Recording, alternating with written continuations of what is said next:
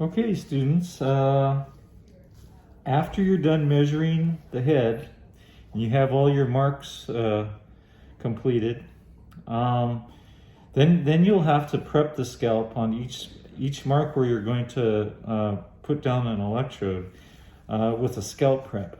So I have new prep here. I usually use a 4x4 and I squirt out a blob on the 4x4. This here is about 2 centimeters in diameter kind of pool of new prep here. And that's probably really all you'll need to, prep the scalp. It's probably more than you need. But what you do is you take the Q-tip, you just dip it in the prep like so. And I usually dip it in once for each electrode, or each marking on the scalp. So I dip it in there. And here's your mark here's a mark right here that I put 3 marks on the midline, but this would be like a CZ mark here. But you can see the marking here, the X. You can see the four ends of the X here. So what you want to do when you prep is you want to prep out about a circle in the middle of the X. That's about 1 centimeter in diameter, and you want to go in a circular motion. You don't want to go back and forth. I just go in a circular motion like so, and you want to make sure that you leave the tips of the X's intact, so you know actually where the center of the mark is when you actually lie your electrode down. So just take your Q-tip with the prep on it, and then just circle around like that for about 4 or 5 seconds. And you're going to apply a certain amount of pressure onto the skin. And so what this does is it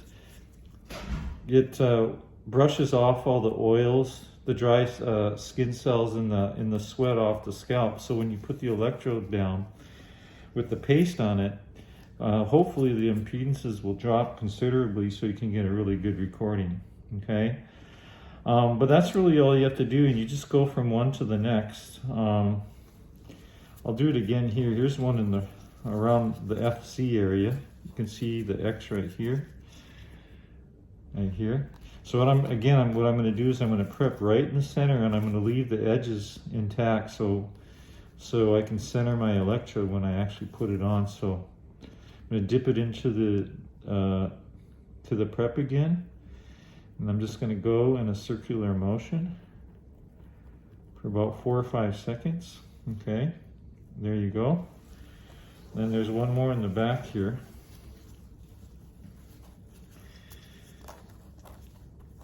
Now that I'm going to do,